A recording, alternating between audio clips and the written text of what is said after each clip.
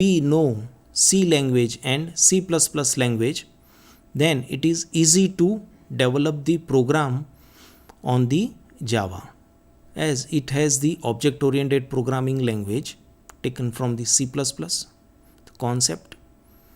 So it is simple to develop the Java programs once we know the C and C++ languages. It is secured definitely, as the bytecode generated by the compiler is executed by the JVM. JVM know about the bytecode. So whenever there is some changes in the bytecode, it doesn't execute that code. If there is any elimination or addition in the bytecode is done, then also execution will be not taken place. So Java is secured. Next, portable, as we have seen, developed and executed in different platforms. Object oriented, it is there all the concept about the encapsulation, polymorphism, inheritance is there in the Java. Robust, yes, Java is strong as compared to the C++. Multi-threaded language, yes, Java handles the multi-threading concept. Within the process, we can create the thread, multiple threads, and manage the execution of those threads. Architectural, neutral, definitely. Interpreted language, as it is already explained.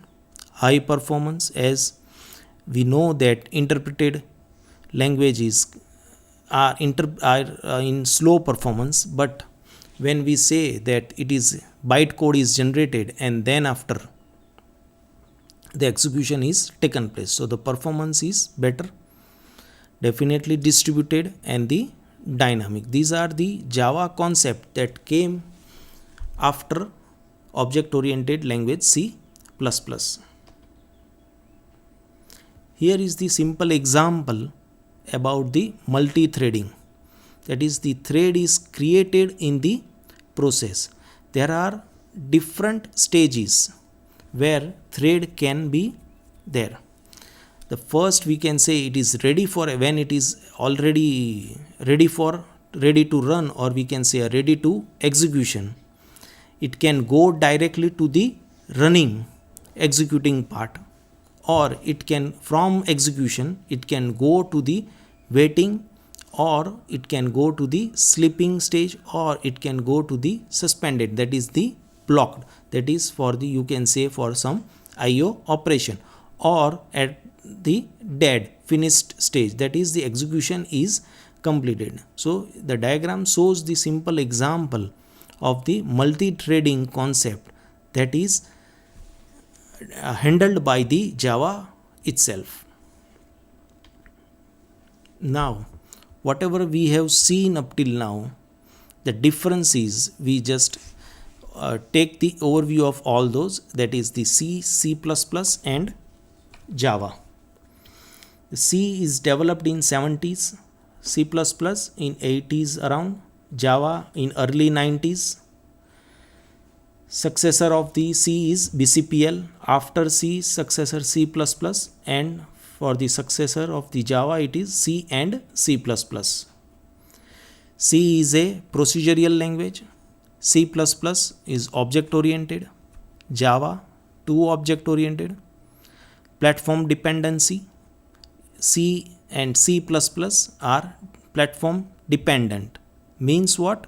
The compiler is needed for different platforms to execute the source program, while Java is platform independent. But then also it needs different JVM for the execution purpose on different platforms. Compiler remains same for giving the output, that is the bytecode, that is the class file.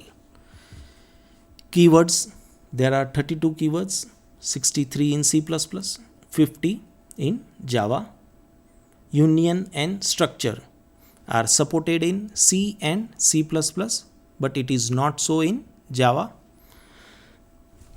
Preprocessor directives supported in C and C++, not in Java. Header files supported in C and C++.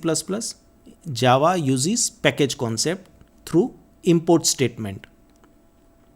Inheritance, C doesn't have inheritance concept. The concept of inheritance came from the C++. Java also has the concept of the inheritance, but it doesn't support multiple inheritance. It doesn't support multiple inheritance, but multiple inheritance concept is achieved by the Java through interface. Overloading, no overloading concept. Overloading is there in C++ and in Java, but in Java operator overloading is not supported, while in C++ it is so.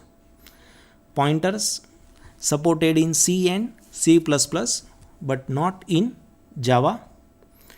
Code translation compiled in C and C++, not in Java. Java is interpreted.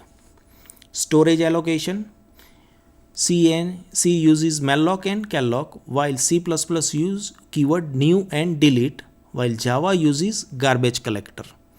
Now Java has the two options for the garbage collection. You can directly create the object of the garbage collection and free up the memory, while garbage collection itself manages it. Next, multi-threading. Multi-threading is supported by the Java, not by the C and C++. Exceptional handling. Exception handling is not supported in C, while it is there in C++ and Java. Templates not supported in C, supported in C++, while it is not there in Java. Storage class supported in C and C++, not in Java. Destructor, no constructor destructor concepts are there in C. In C++ it is there.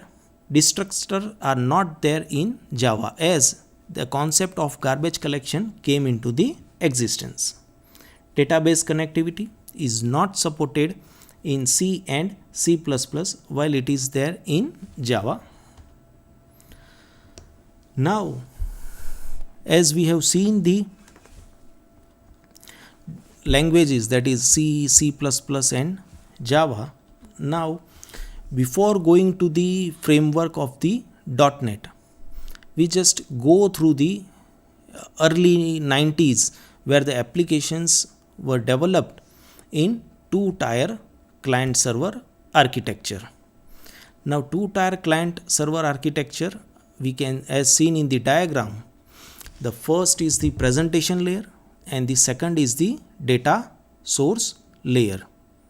That is, the presentation layer is, you can say, a VB form, and the data source layer is the database side, that is, it can be a SQL server.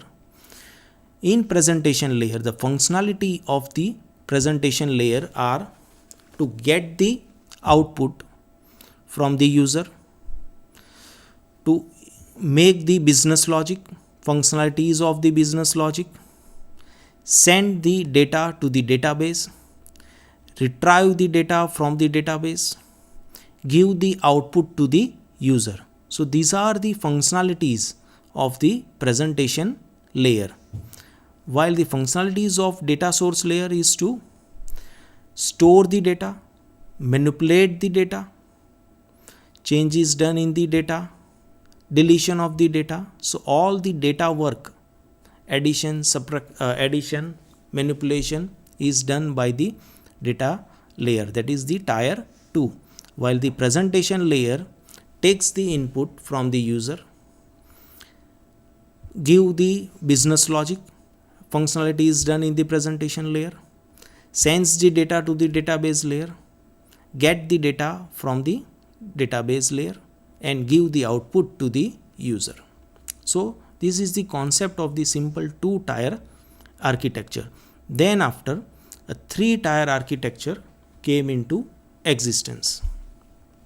That is, as seen in the diagram, one layer is added in between the presentation layer and the data service layer. The presentation layer incorporate the it interact with the business layer, and the business layer will interact with the data service layer. Here the role and the functionality of presentation layer is to get the data from the user and to send that data to the business layer through web form or through browser or through, you can say, a simple VB form to the business layer. Here business layer, the business rules and processes are done, the functionalities are done here, and data are sent back to the output is sent back to the presentation layer. The business layer also stores the data or takes the data from the data service layers as and when needed. The data service layer, the functionality remains the same as in the two tier to get the data from the business layer, means storing, manipulation, giving data to the business layer. So these concept of the three tier architecture came into the existence. The difference between two tier and three tier architecture is that a business layer is added between, and the browser based interface can be possible through presentation layer. The limitations is that in internet concept came into the existence in late 90s. In late 90s, through which the different concept of the, you can say, platform independent came into the existence. Here we came with the .NET solutions, that is the .NET solutions having the simple programming model, distributed system, rich user interface. It is simple programming as the concept of object programming language is adopted. Richer user interface, web forms is there. Easy deployment is there. Support to multiple languages that are C, C#, VB, ASP. Extendability is there. Portability of the compiled application is there. .NET came with the entire architecture, that is tier 1 having the client application and the business rules, interact with the web services, tier 2, and the tier 3, that is the SQL. The business rules can be also remotely located as seen in the another part, that is client application interact with the business rules and then interact with the web services. .NET framework, that is we start from the lower side, that is from the operating system. The second is the CLR, common language runtime, as common language runtime is used for execution of the Microsoft Intermediate Language. Now Microsoft Intermediate Language is generated by the compiler of the .NET framework.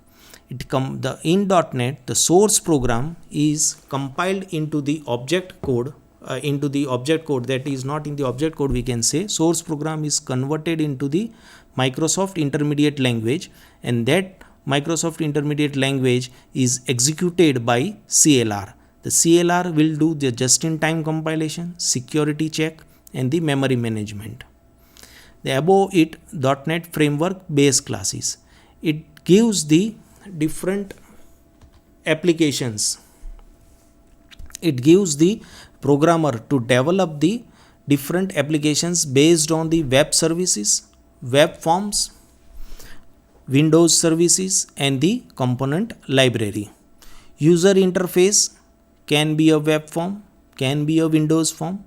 Language, the .NET any language, that is C#, Visual C++, Visual Basic, JavaScript, the .NET product. here the gives the example of the CLR execution model.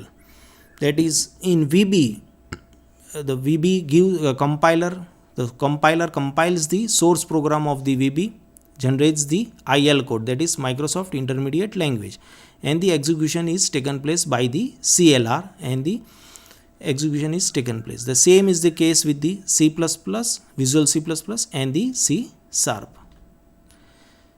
Somewhat clear description, that is common language runtime uses the intermediate language, perform the security check, perform the memory management also, that is garbage collection, and the memory layout and the class loader. Common type system. The diagram shows that there are two types of the common type system, that are value types and the reference types. The value types again having the inbuilt value types, that are inbuilt data types, integer, character, all that, while the user defined data types can be there through value types. Second is the reference type, that is the object types, you can say a pointer type, and user defined is also there for the value and for the reference type also. Differences between value and the reference type. Here the first example is the dim my integer as integer is the value type, while the my client as the object is the reference type. User defined value and reference type, the example of it.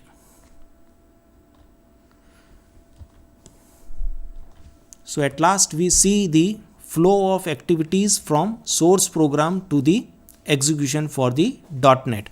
That is, source program developed in any .NET languages. The .NET compiler will compiles it, generates the intermediate language, Microsoft Intermediate Language.